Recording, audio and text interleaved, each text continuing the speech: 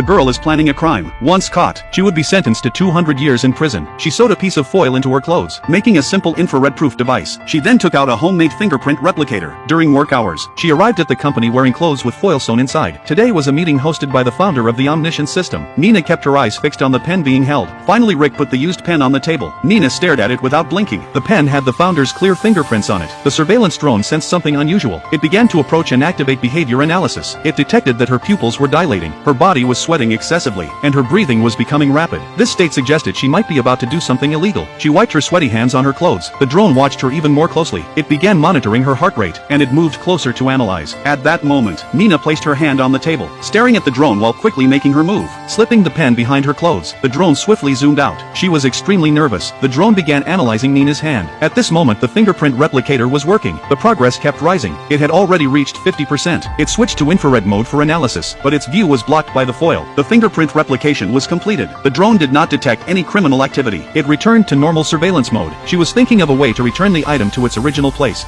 Nina.